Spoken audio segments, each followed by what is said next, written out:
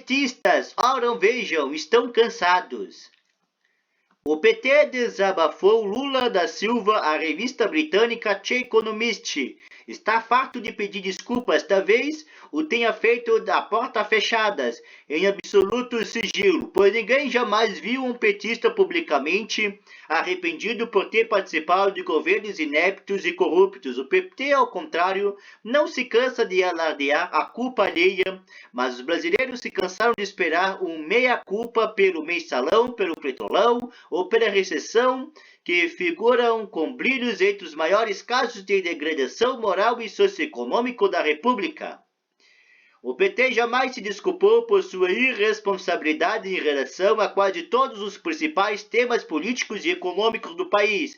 Por exemplo, veio de Lula da Silva, que hoje se apresenta como salvador da democracia, a ordem para que os constituintes petistas votassem contra a Constituição.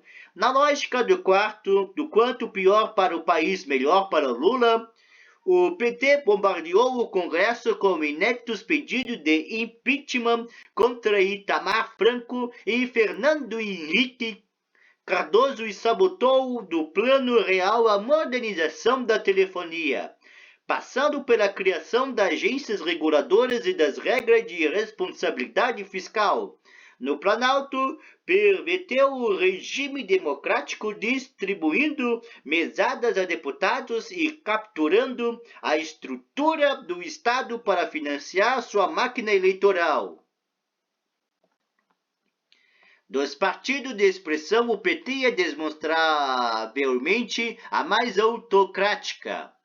Ninguém duvida, a começar pelos petistas, que Lula manda e o partido obedece. Lula insulta a inteligência alheia ao tentar se desvencilhar da presidente Dilma Rousseff, como se a desastrosa política econômica de sua criatura já não existisse em potência do segundo mandato lulista. 3 anos antes da primeira eleição de Dilma, por exemplo, Lula já preparava o Programa de Aceleração do Crescimento PAC, o pacote de desenvolvimentista de injeção de anabolizantes da economia via bancos públicos, que viria a se tornar uma das marcas do governo de sua sucessora.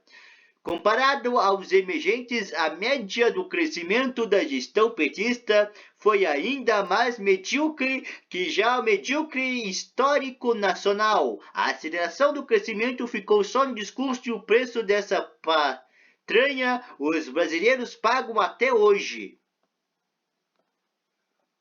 Uma vez alijados do poder, os petistas correram o mundo desmoralizando o Estado de direito brasileiro. A narrativa se mantém até hoje. Dilma Rousseff, por exemplo, foi vítima de um golpe do Congresso e o judiciário perseguiu Lula conspirando com as elites.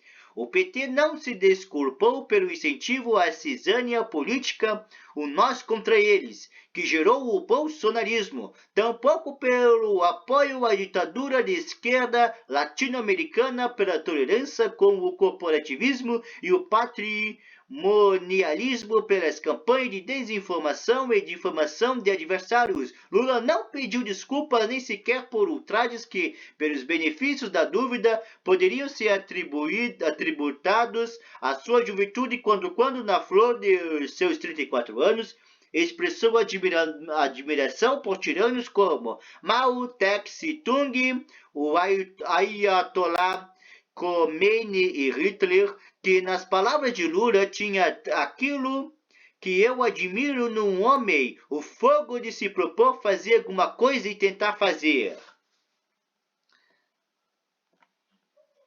Cansado da farsa, o povo foi tomado irresistivelmente pelo sentimento antipetista, consubstanciado nas multitudinárias passeatas pelo impeachment de Dilma em 2016 e em 2018, e elegeu a antípoda Jair Bolsonaro, cujo grande feito, em razão de sua truculência e de seu calamitoso governo, foi ter feito uma parte significativa do eleitorado sentir saudades de Lula da Silva, mas nada mudou, como mostra a entrevista de Demiurgo Desaranhuns, a economista, não há razão para acreditar que Lula da Silva tenha a intenção de demonstrar contrição pelos inúmeros erros e desvios que ele e seus companheiros cometeram.